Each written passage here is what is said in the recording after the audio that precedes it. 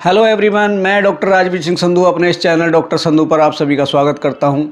आज मैं आपको एक ऐसी बीमारी के बारे में बताने जा रहा हूं जो थोड़ा सा मौसम बदलते ही थोड़ा धुआं, थोड़ा मिट्टी, डस्ट, इन सब से ये जो एक कॉमन प्रॉब्लम है बहुत लोगों को हो जाती है। ये 10-12 साल से लेकर और 60-70 साल तक किसी भी एज ग्रुप के लोगों को हो सकती है और वो है गले में खराश होना, यानी गले का खराब हो जाना, जिसको हम फेरेंजाइटिस भी बोलते हैं। एक्यूट फेरेंजाइटिस और क्रोनिक फेरेंजाइटिस, ये दो नाम इसके हैं।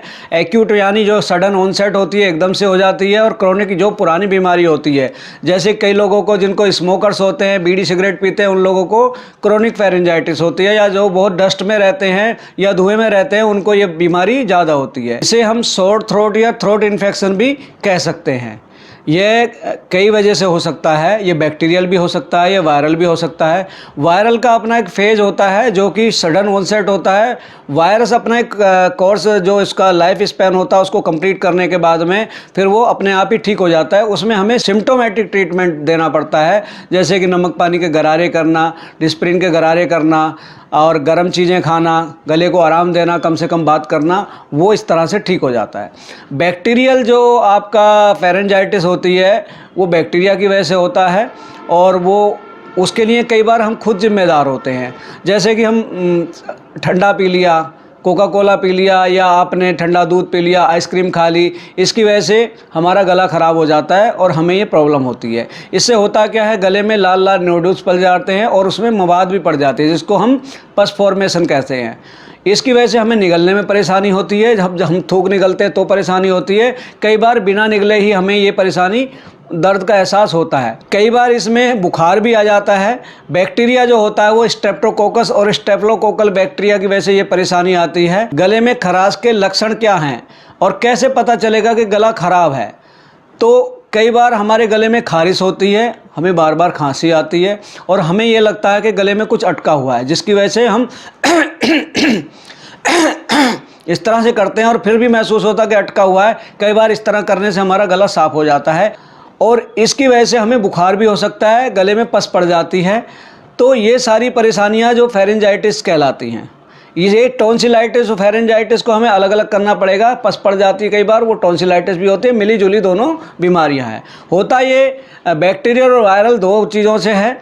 वायरस का एक सडन ऑनसेट इफेक्ट होता है जो कि जिसकी वजह से हमारा गला ख़राब होता है, जैसे मौसम बदलता है उस समय हो सकता है, या कई बार हम इसके लिए खुद जिम्मेदार होते हैं। जैसे कि हम शादी में गए और हमने कोल्ड ड्रिंक ले लिया, फिर कॉफ़ी ले ली, और कई बार हमारा इवन कॉन्शियस अलाउ नहीं करता इस चीज़ को, यार नुकसान करेगा, फिर सोचते हैं चल यार खा लेते हैं, देखा जाएगा जो होगा, और उस वजह से हम बीमार पड़ जाते हैं। तो हमें इस चीज़ का ध्यान रखना है। जब भी हम किसी शादी पार्टी में जाते हैं उसमें हम इस चीज़ का ध्यान रखें कि ठंडा अगर हमारी लेने की इच्छा तो उसमें थोड़ा सा अंतराल रखें, जिससे कि हमें इस चीज़ से परेशानी ना हो।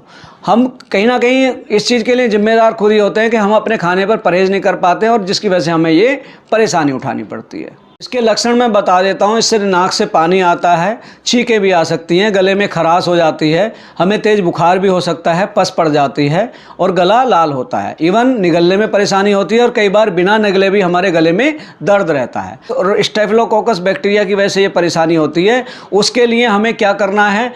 सबसे पहले तो हम प्रिवेंटिव के तौर पे जाएंगे कि प्रिवेंटिव में हमें क्या करना है, इसकी रोकथाम कैसे करनी है। इसके लिए हमें पहले गुनगुने पानी में नमक मिलाकर उससे गरारे करने हैं, सुबह शाम गरारे करें।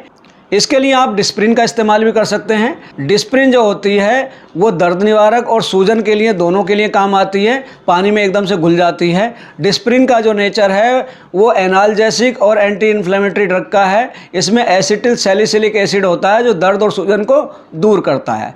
और बैक्टीरियल इन्फेक्शन में आप बीटाडीन का गार्गल वाला सॉल्यूशन आता है, उसको आप 5 ml या 1 ढक्कन गुनगुने पानी में मिलाएं, उससे आप गरारे कर सकते हैं। गरारे आप सुबह शाम करें। जो इसमें पोविडोन आयोडीन होता है जो बैक्टीरिया को किल करता है और उसकी वजह से आपके गले में जो बैक्टीरिया का इन्फेक्शन होता है उससे बैक्टीरिया को किल करने में मदद मिलती है और आपके गले के दर्द को आराम मिलता है। एंटीबायोटिक के तौर पर आप इसमें मैक्रोलाइड ग्रुप की दवाइयाँ बहुत अच्छी होती हैं, उसकी डोज कम होती है, लेकिन एंटीबायोटिक आप जब भी लें अपने डॉक्टर की सलाह के साथ लें। और होम्योपैथिक में इसमें 2 दवाइयाँ आती हैं, मर्कसोल और आपकी दूसरी होती है बेलाडोना। ये 30 या 200 पोटेंसी में आप ले सकते हैं। शुरुआत आप 30 से करें, लेकिन आज पॉल्यूशन इतना है कि इसमें फिर 200 पोटेंसी बताई जाती है।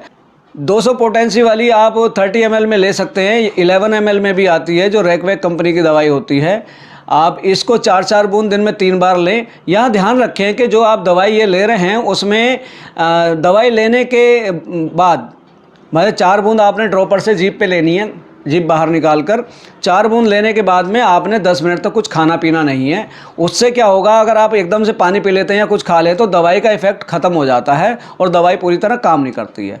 इसको आप, इस दवाई को आप, जो मैंने मर्कसोल और आपको बेलाडोना बताई है, कोई एक दवाई इनमें से ले लें जो आपको अवेलेबल हो, और इसको दवाई को आप आधा कप पानी में 10-15 बूंद मिलाकर भी इस्तेमाल कर सकते हैं। ये दवाई लेनी आपको 3 बार है।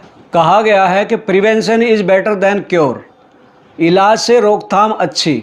आप अगर सावधानी बरतेंगे, कहीं आप जाते हैं तो आप खाने पीने पर नियंत्रण रखें, ज़्यादा ठंडा खाना ना खाएं, ज़्यादा कोल्ड ड्रिंक का इस्तेमाल ना करें, ज़्यादा आइसक्रीम का इस्तेमाल ना करें, और यदि आप फल खा रहे हैं तो उन्हें अच्छी तरह से धो के खाएँ। खाने से पहले आप अपने हाथों को अच्छी तरह से धो लें और खाने को अच्छी तरह से चबा कर खाएँ। तो ये थी हमारी आज की वीडियो गले की खराश यानी गले को ख़राब होने को लेकर, और इसके मैंने आपको ट्रीटमेंट भी बताया, होम्योपैथिक भी बताया, आपको एलोपैथिक भी बताया। मैं आशा करता हूं कि मेरे द्वारा दी गई जानकारी आपको अच्छी लगी होगी, और जो लोग वीडियो में अभी तक बने हुए हैं उनका बहुत बहुत धन्यवाद। मैं उनसे एक बार फिर आग्रह करता हूं कि वीडियो को लाइक करें, शेयर करें व चैनल को सब्सक्राइब करें। मिलूंगा जल्दी ही एक नई और हेल्थ से रिलेटेड इन्फॉर्मेटिव वीडियो के साथ। तब तक के लिए नमस्कार।